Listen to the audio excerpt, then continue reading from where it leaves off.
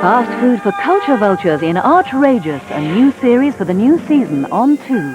There's been a long period of time where people have been banging on the door and trying to explain what's going on in the contemporary music circles, and I think they've been ignored for far too long.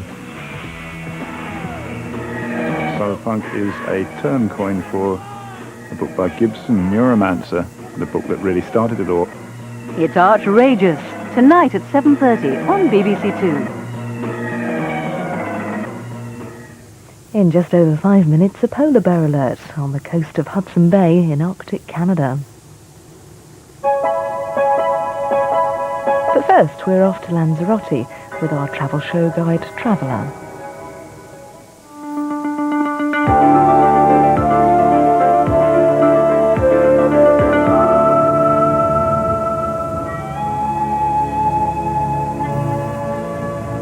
The island of Lanzarote is windy and not a little hostile at first sight.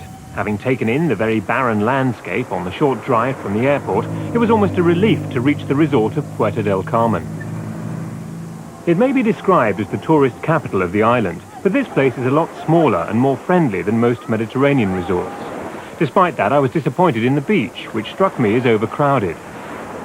But the sand was good and the water none too rough. Many people may have been better off with windbreaks rather than sunshades, as there was a stiff breeze whistling in off the sea all day. Behind the beach lay the town itself, only a few streets thick, but 2 or 3 miles long. Planning regulations in Lanzarote state that all buildings should be white, and any woodwork be left natural or painted green or blue. There are also height limits, which tend to vary.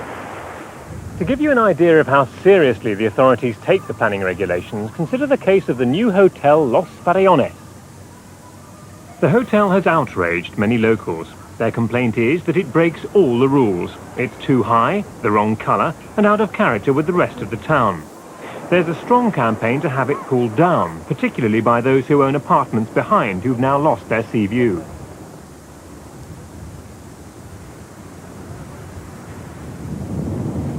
The landscape of Lanzarote's national park, Timanfaya, is even more protected. I decided to take a camel ride to the top to get a better view.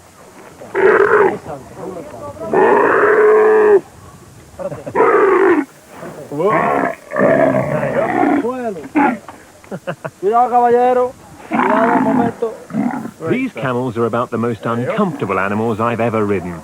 Having nearly pitched me headlong into the ash the moment I got on, mine proceeded to induce a feeling of seasickness within the first 50 yards of the trip. It was easy to forget the amazing story of the Timanfaya itself as we swayed our way up the hill. Until the 18th century, all this was fertile farmland. Then for 6 years, volcanic eruptions tore the landscape apart, burying 11 villages in lava and ash and creating a valley of emptiness.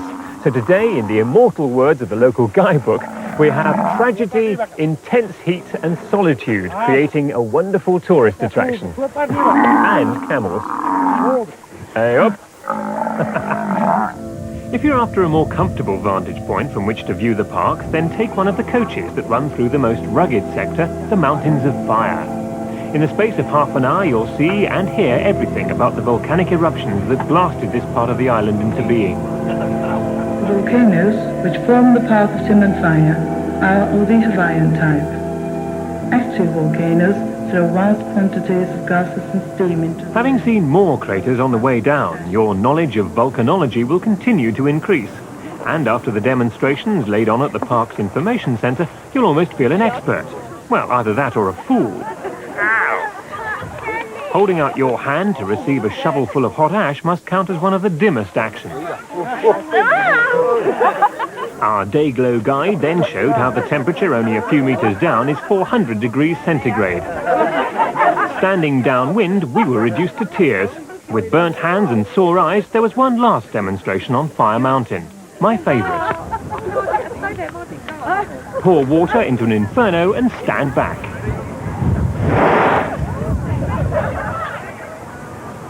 I'd had enough of volcanoes for one day. I decided to board the pirate ship, the most popular excursion from Puerto del Carmen. If you don't fancy a hand at running around the moon or sitting in a coach going around the moon, you can always try being a pirate for the afternoon. It's good fun, and they actually make sure you don't just sit and watch. You've got to take part. Having a sense of humour is almost essential. Avast their me lubbers, as they say. What's your name? Richard. Hello? Richard, it was your name. Ah, what a plank. The entertainer at the centre of the show is excellent and terrorised the entire ship into eating out of his hands, so to speak. Squawks of delight all round as holiday snap followed holiday snap. After the portraits had been taken, it was time for the main event. 1, 2, 3, 4. Fun and games in which 4 hapless couples picked from the crowd make complete fools of themselves. I wasn't sure what was more enjoyable, seeing this lot clowning around or the sense of relief that I hadn't been chosen.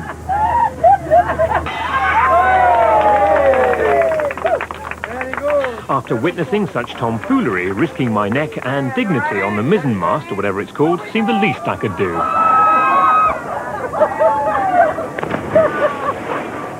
After a day at sea, I opted for an evening stroll along the front. A drink or meal in one of the many cafes and pizzerias, preferably away from one of the noisy amusement arcades. Followed by a bit of timeshare tout spotting. In fact, I saw very little going on. Maybe I'd missed the prize offenders in action. The timeshare touts are now so desperate to get people to go around the coast to see their new developments that they're offering everything from free meals and boat trips to island excursions or even 2 days free car hire as inducements. If you play your cards right, you can have a good day out for nothing. But you will have to put up with some serious sales talk at some stage. Timeshare aside, there's no serious aggravation on Lanzarote. It's the perfect place to come away and do nothing. Well, very little.